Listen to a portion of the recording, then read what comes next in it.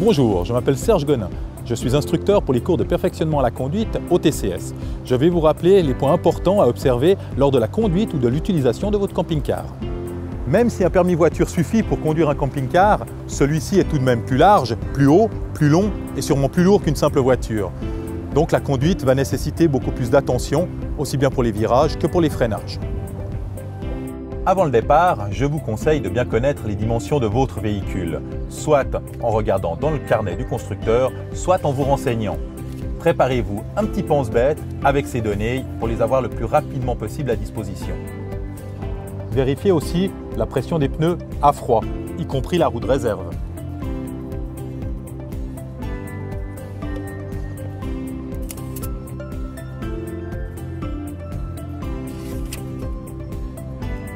Un coup d'œil sur la carte grise, qui nous renseigne sur la charge utile du véhicule. Une fois enlevé le poids des passagers, il ne nous reste pas grand-chose pour les bagages et éviter la surcharge. Pour éviter cette surcharge, vous pouvez essayer de louer vos vélos ou scooters sur place, de prendre que les affaires essentielles et au besoin, vous pouvez toujours vider vos réservoirs d'eau claire et d'eau usée avant le déplacement. Il est important de disposer les charges lourdes le plus près possible du plancher, au niveau de l'essieu arrière, de les arrimer correctement pour éviter tout risque de déplacement. Un véhicule très chargé ou avec un poids mal réparti verra sa tenue de route réduite et une distance de freinage rallongée. Pour le chargement extérieur, par exemple si l'on monte un vélo à l'arrière du véhicule, la Suisse tolère 20 cm de marge par côté tant que l'on ne dépasse pas 2 mètres. Dans la plupart des pays de l'Union européenne, tout chargement ne doit pas dépasser latéralement. Et les chargements extérieurs doivent être signalés simplement au moyen de ce panneau de 50 cm de côté. Lors de la conduite, il faut redoubler d'attention. Les angles morts sur un véhicule plus large sont forcément plus importants. Dans les présélections, les giratoires ou lors de manœuvres, il faut redoubler de vigilance, ce sont des zones à risque. Avant de vous engager, assurez-vous que la voie est libre en contrôlant vos angles morts. Un camping-car roule presque constamment à sa charge maximale de 3,5 tonnes. Lors d'un freinage d'urgence, il lui faudra forcément un peu plus de distance qu'une voiture pour s'arrêter.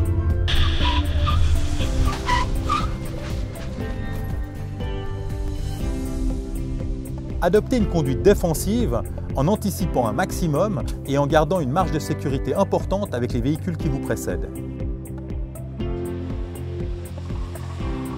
Les virages se négocient à faible allure, afin d'éviter tout déport involontaire ou même une glissade, qui, si elle devait finir par un choc, pourrait provoquer le retournement du véhicule. Cette situation peut survenir bien plus vite qu'on ne le pense, car en plus du poids, le centre de gravité des camping-cars est assez élevé, favorisant bien sûr les tangages. Le TCS recommande, lors de l'achat d'un véhicule d'occasion, de préférer les camping-cars munis du système ESP, système qui vous gardera la stabilité lors d'un virage, d'une manœuvre d'évitement ou d'un freinage d'urgence.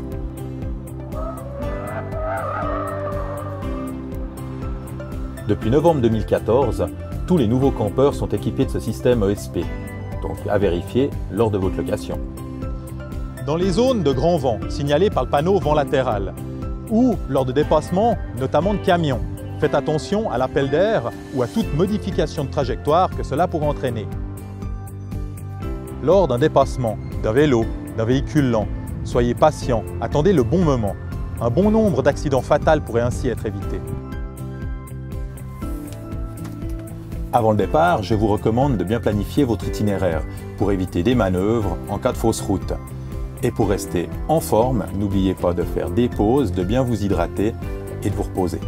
Lors du voyage, il est important que tous les passagers soient bien attachés et que le conducteur ne se laisse pas distraire par ce qui se passe dans la cabine. Pensez à sortir les ceintures.